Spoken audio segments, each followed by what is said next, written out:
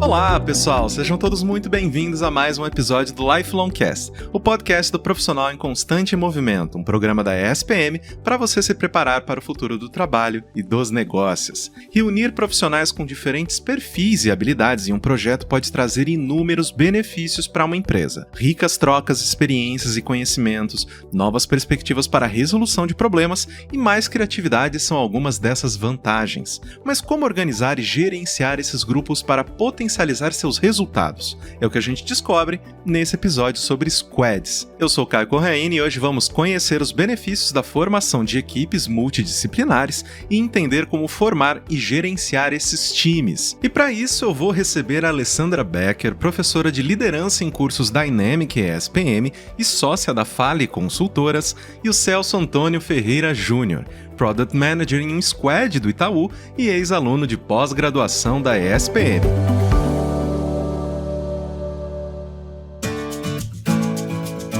Nesse primeiro bloco eu converso com a professora Alessandra Becker. Seja muito bem-vinda ao Lifelong Cast, Alessandra. Obrigada, Caio, pelo convite, vai ser uma honra. Vamos começar então, professora? É interessante que esse é um assunto que a gente sempre ouve falar, mas tem algumas pessoas que ainda não conseguem identificar direito o que significa, qual o conceito por trás desse tipo de direcionamento profissional.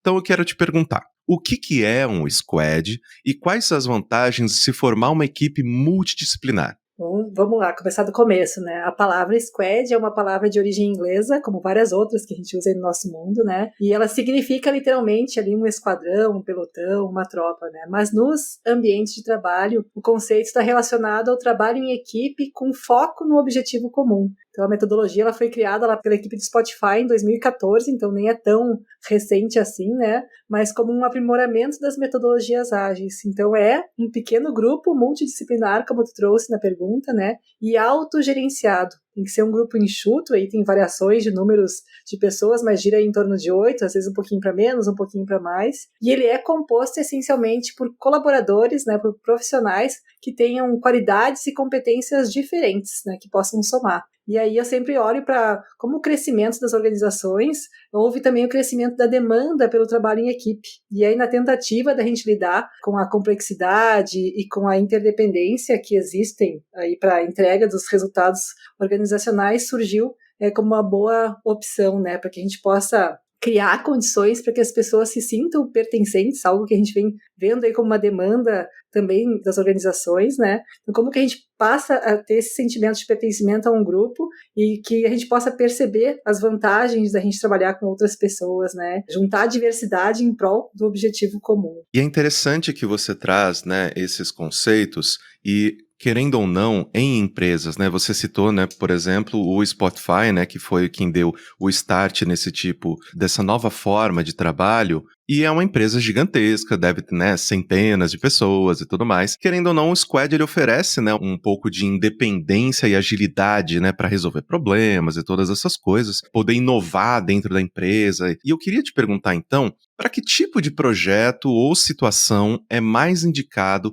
a formação de um Squad? Então, aquelas organizações que foram reduzidas a sistemas, procedimentos, formas mais autocráticas de controle, elas podem ser reavivadas pelo envolvimento das pessoas a partir do planejamento, da comunicação dialógica, na solução de divergências, tomada de decisão e até na avaliação do trabalho, né? Então, é uma grande vantagem trabalhar em squad também. E assim, da minha experiência, a gente fala squad, para mim, vem muito startups e empresas de tecnologia, mas eu citei Spotify, que é de tecnologia, mas a gente vê esse modelo funcionando em vários outros tipos de empresa. Ele é usado em Natura, em Kimberly-Clark, na Vivo, onde tem mais de 800 squads funcionando de forma simultânea, em construtoras, né? Então, da minha área de atuação, eu tenho visto também em programas específicos, por exemplo, em programas de bem-estar, que é outro tema que vem surgindo com força nas organizações, né? E aí, nesses casos, a gente acaba usando comitês e squads para dar conta dos programas, né? Então, para oferecer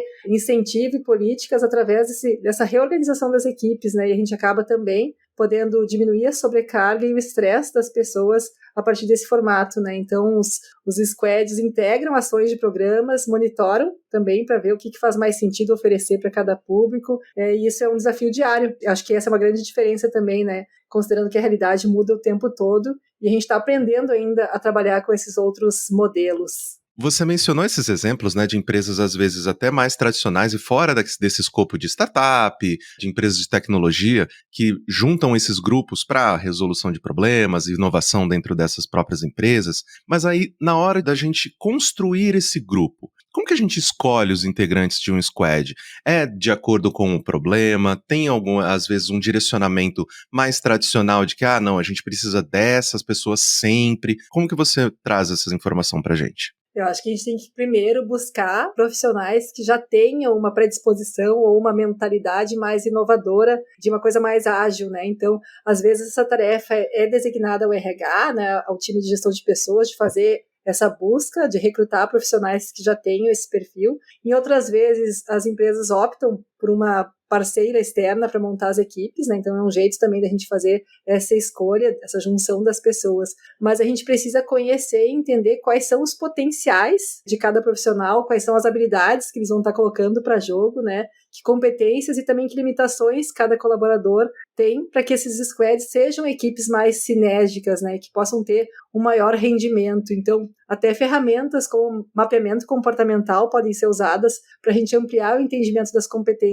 e potencialidades. Antes eu falei em formatos em que a gente vê isso aplicado, citei algumas empresas, falei do meu caso, eu atuo muito com a promoção de bem-estar dentro das organizações, e esse é um formato também, mas eu tive a experiência anterior de trabalhar com o squad, quando não se chamava squad, né? Então, trabalhei em muitos anos como publicitária, e na agência a gente tinha times que eram squads, só não tinha esse nome, né? Com profissionais de múltiplas habilidades e talentos para atender um determinado cliente, né? Então, redator, planejador, mídia, produtor, diretor de arte, né? Então, acabava sendo um squad que ia juntar diferentes habilidades para dar conta de um objetivo, né? Então, ele acaba funcionando com times diversos, com pessoas que têm essa abertura, que têm essa mentalidade de autogestão também e que tem foco no resultado, né? Então, buscar esses integrantes, eu acho que passa também de dar conta de qual desafio a gente tem, mas de habilidade, de mentalidade, né? Que são pessoas que vão estar aí com um perfil de mais autonomia e de mais agilidade. E professora, finalizando a nossa conversa, no início dela você mencionou, né, o exemplo da Vivo, que tem aí centenas de squads funcionando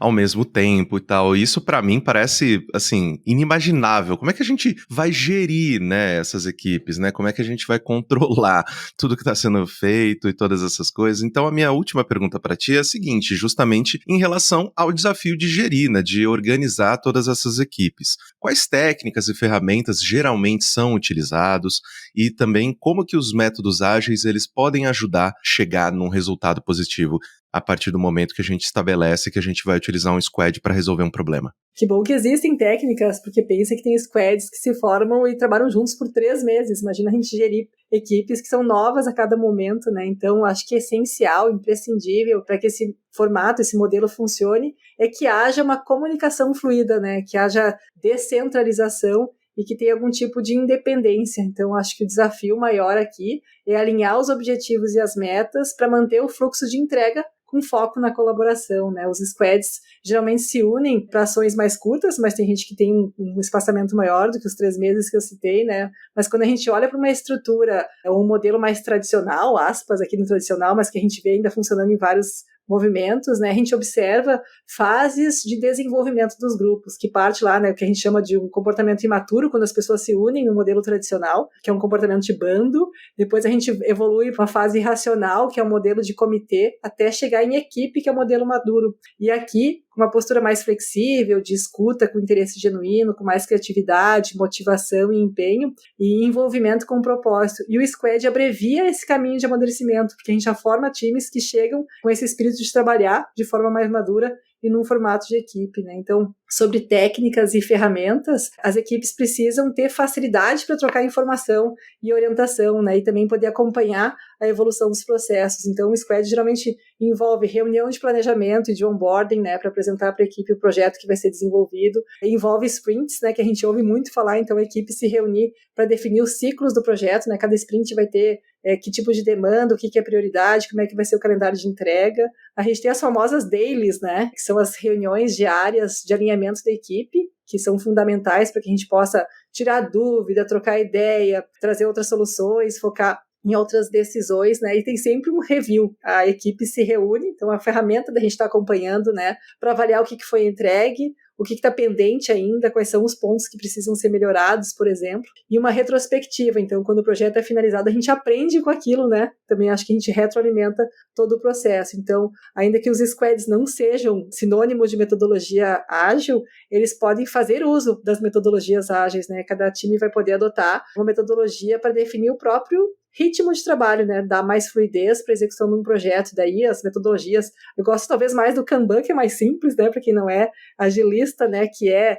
atividades, né, o to-do, o doing e o done, né, então atividades que precisam ser feitas, atividades que estão sendo realizadas e atividades que foram finalizadas, né, então um bom acompanhamento de lista aí é um dos jeitos da gente adotar uma metodologia ágil para ter uma entrega mais eficiente nesse formato de squad. Professora, eu tenho certeza que todo mundo que nos ouviu até agora, né, já tem uma noção muito maior de como funciona um squad e até a possibilidade de, poxa, peraí, eu acho que isso funciona dentro da minha empresa. Vamos testar? Então, eu acredito que, né, muita gente vai sair daqui inspirada para talvez começar a prestar mais atenção nessa metodologia. Eu agradeço demais a sua participação, a sua gentileza de oferecer para a gente aqui tanto o seu tempo quanto o seu conhecimento, e eu espero que a gente tenha novas oportunidades de conversar aqui no Lifelong Cast. Muito grata, Caio. Eu fico à disposição para que a gente possa seguir aí a conversa em outro momento. Obrigada. Fique esperto que o Lifelong Cast volta daqui a pouquinho. Andressa Borba, diretora de Impacto Positivo na Leroy Merlin. Aqui temos acompanhado profissionais que se mantêm sempre aprendendo, e esses são, em geral, aqueles com maior mobilidade na carreira e que protagonizam também evoluções sociais em suas famílias e em seus entornos. Temos profissionais que fizeram, por exemplo, cursos na ESPM, e a evolução que eles apresentam em termos de conhecimentos e habilidades se reflete diretamente em suas carreiras. ESPM, sua carreira em constante movimento.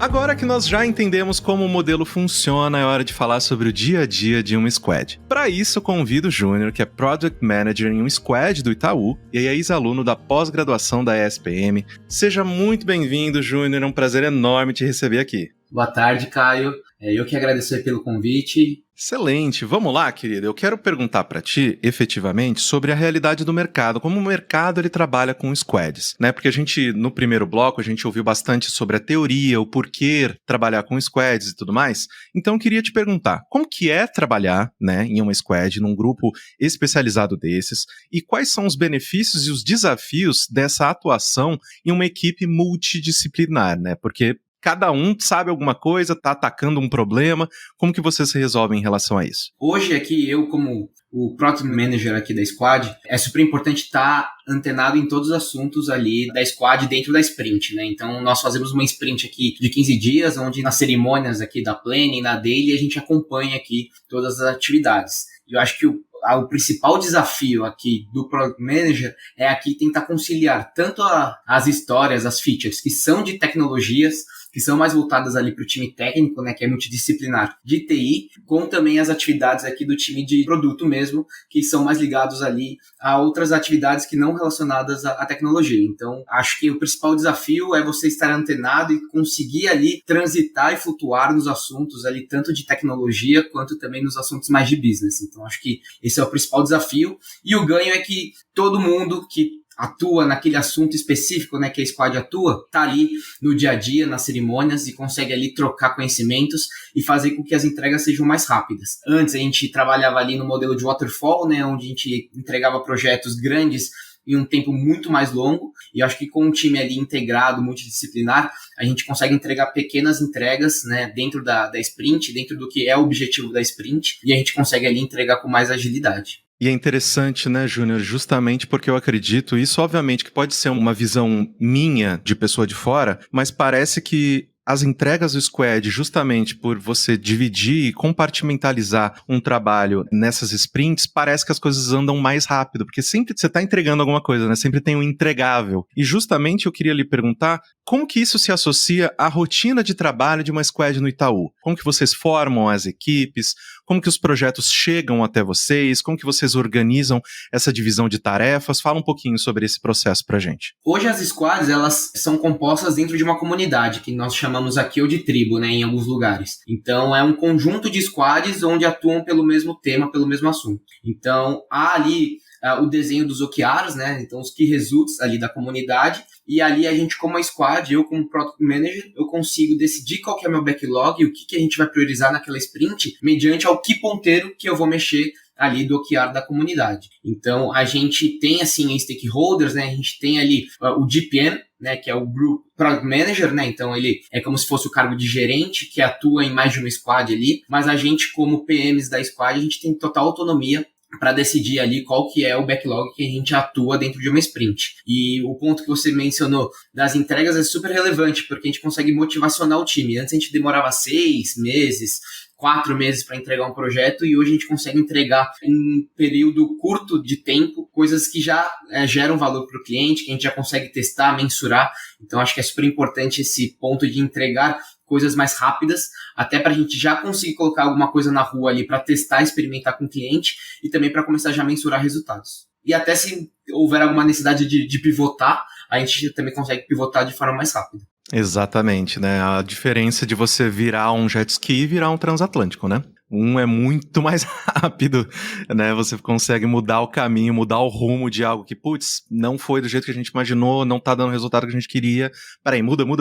E, né, as pessoas, elas não ficam nem tão frustradas que, tipo, você não tá jogando um monte de coisa fora, né? Às vezes você tá só alterando ali um rumo que tá bem breve ainda na cabeça de todo mundo. E existem diversas funções dentro de uma squad, né? E eu sei que você já exerceu algumas delas. Você mencionou pra gente que tá agora como PM, né? Product Manager. Mas você pode contar quais outras funções que você já exerceu? Explicar um pouquinho também dessas funções? Eu já exerci aqui um papel de chapter, né? Então, o chapter, ele normalmente, ele não fica direcionado a uma squad, né? Ele ajuda ali a ser um facilitador em mais de uma squad. Então, antes de virar um PM, eu estava exercendo o papel de chapter de algumas squads, né? Acho que na época eram 6 ou 7 squads. Então, eu ajudava como um facilitador, além de ser o gestor ali dos POs, né? A gente ainda trabalhava com a função de PO, né? Então, era gestor ali de 7 POs, né? Que estavam distribuídos em 7 squads. E aí, quando a gente decidiu fazer com que os coordenadores, né? Consultores do Itaú virassem PMs,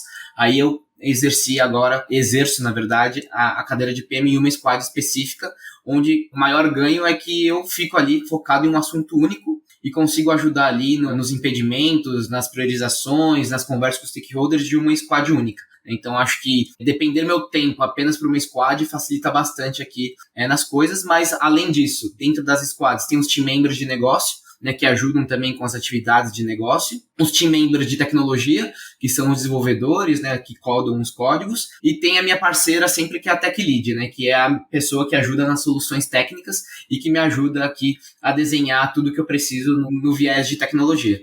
Então, estruturalmente, são esses os papéis dentro da squad, além do GPM, né, que eu falei que agora é o Group Product Manager, que cuida de mais de uma squad. Então, é um gerente que tem normalmente 4 ou 5 squads embaixo dele. E é interessante também a gente colocar para os nossos ouvintes essas coisas, né? Explica pra gente de uma maneira um pouco didática até, Júnior, a relação de sprint, backlog, porque, né, às vezes não é todo mundo que tá nos ouvindo agora que já trabalhou com squad, sabe o que é isso, né? Backlog é aquela lista de tarefas, né? Aquela lista que não acaba nunca. Você olha ela, tem 3 coisas. Você olha de novo, tem 7. Meu Deus, o que aconteceu no backlog? Então explica pra gente como que é essas coisas. Perfeito, Caio. O que acontece, né? O backlog normalmente é o nosso direcionador. Então, é a lista ali de atividades que a gente já, como time, já identificou, ou conversando com o cliente, ou fazendo ali um disque research, que é necessário ali mexer no nosso produto. Então, a gente acaba ali tendo esse backlog para discutir na planning, né, que é a primeira cerimônia, né, de uma sprint, onde a gente define a estratégia dos próximos 15 dias, e ali, mediante os OKRs, né, que são os Key Results, a gente vê quais são daquela lista de backlog que vão mexer mais o ponteiro ali no backlog para que a gente chegue ali no objetivo final, que é alcançar os Key Results. é uma sprint de 15 dias, né? Então em 15 dias a gente volta a discutir se a gente está no caminho certo. Esse último dia da sprint, nós temos 2 cerimônias, né? Que é a demo, onde a gente apresenta tudo o que foi construído e entregue dentro dessa sprint, e a retro, que é uma outra cerimônia que a gente discute um pouquinho do que foi bom, do que poderia ser melhor ali, meio que conversar em família ali, uma reunião de família ali, para discutir o que está sendo bom, o que está sendo ruim, o que pode ser melhorado. E durante todos os dias a gente tem a nossa cerimônia de daily, que é ali para que eu, como Product Manager, consiga estar bem próximo do time, e eles atuem ali falando do que eles estão fazendo, se eles estão com algum impeditivo, se eles precisam de alguma ajuda ali para tirar algum bloco que eles possam ter ali durante o dia anterior, né? Então, para mim é super importante participar da daily, eu tento participar sempre das dailies, às vezes a agenda consome bastante, mas eu tento ali sempre estar ali na daily com o time, porque é o momento onde o time tem comigo para falar se está indo tudo bem ou se eles precisam ali de alguma força para tirar algum bloco, alinhar algum ponto com alguém. Então acho que é super importante o PM estar nessas cerimônias. Até trago como exemplo, né, que quando a gente fala, preciso me locomover, às vezes a gente pensa num carro, mas para a gente entregar um carro demora uma eternidade. Às vezes se a gente para e pensa, entrega um skate, funcionalmente a gente está entregando o que o cliente deseja. Então, a gente fazer pequenas entregas e mensurando se é para aquele caminho que a gente deve seguir é super importante. Acho que um outro ponto que vale refletir também é sobre build run. A gente, então, tem um capacity para a construção de novas funcionalidades dentro da squad, mas a gente não pode esquecer do que já está construído, que é o nosso run. Então, normalmente, sempre tem ali alguns erros de produção que eles precisam ser priorizados frente a coisas novas, porque ali é o impacto direto no cliente. Então, a gente precisa ter uma reserva de capacity toda sprint para a gente poder tratar o run. Obviamente, em algumas sprints a gente consegue passar liso, mas é importante a gente sempre ter esse capacity para que a gente consiga tratar ali qualquer problema em produção que possa ocorrer ali e a gente não ter ali qualquer atraso em outras histórias da squad. Então, acho que é super importante você pensar tanto no build, que é super importante pensar na frente, mas tem que pensar no run também, que é o agora. E, Júnior, finalizando então o nosso papo, como que vocês fazem a gestão dessas equipes multidisciplinares, né? Porque você mesmo mencionou, poxa, eu tenho aqui uma pessoa mais focada na tecnologia, outra pessoa que é mais focada em outra coisa. Vocês utilizam alguma metodologia ágil? Existe um líder? Você é o líder como Product Manager? Você é o líder da squad? Como que isso funciona? Hoje eu sou líder da squad, porém eu tenho uma gestão indireta sobre o pessoal do time, principalmente do time de tecnologia, né? Então, existe ali outros papéis dentro da comunidade, né, que são de líderes de gestão, que fazem a gestão direta desse pessoal. Então, ponto eletrônico, feedbacks, mas a gestão do dia a dia acaba ficando comigo tanto do time técnico quanto do time de produtos. Mas aí é uma liderança um pouco mais indireta do que uma gestão direta e hierárquica com o pessoal. Sim, até porque o objetivo é justamente esse, né? O seu trabalho ali é também facilitar a vida deles para que eles possam desempenhar a função deles da melhor maneira possível, né? Não é como uma pessoa que fala que, não, agora você faz isso e é isso. Não é esse o papel, né? Não é muito esse o funcionamento de um squad. O meu papel é tentar trazer os pontos que precisam ser feitos e o porquê, através de indicadores, de OKRs. Então, a minha função é muito mais ali ser um porta-voz da squad para dentro e para fora, né? Então, o que eles trazem, eu tentar levar para fora da squad, o que as pessoas me pedem, tentar levar para dentro da squad ali através de indicadores, de números, e ser ali um cara que ajuda e facilita na priorização. Mas aqui também não é nada cravado em pedra, né? Eu acho que o time tem que ter voz ali do que é o que eles enxergam que é importante também ser tocado ali dentro do backlog. Júnior, poxa, muito obrigado pela sua participação. Foi, assim, extremamente esclarecedor. Eu acredito até entender melhor como que o squad funciona justamente nessas necessidades que todas as empresas têm. Eu agradeço absurdamente tanto o seu tempo quanto o seu conhecimento, né, que você compartilhou aqui com a gente. Eu espero que a gente tenha aí novas oportunidades de conversar aqui no Lifelong Cast. Muito obrigado, querido. Eu que agradeço, Caio. Espero ter esclarecido aqui as dúvidas e poder ajudar as pessoas. E espero voltar aqui mais vezes ou bater um papo fora daqui com vocês. Eu que agradeço.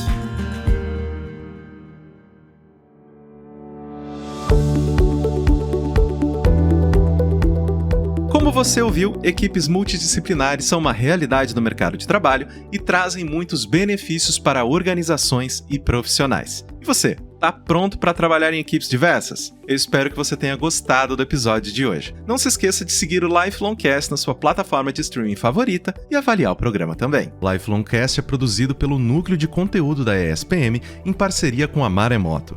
Eu sou Caio Corraine, host do programa, e trabalhei junto com essa equipe. Concepção, curadoria e produção executiva, Jorge Tarquini e Felipe Oliveira. Roteiro, Lucas Scherer. Produção, Thaís Santiago. Edição e sonorização, Caio Corraine. Coordenação geral, Maremoto, Caio Corraine.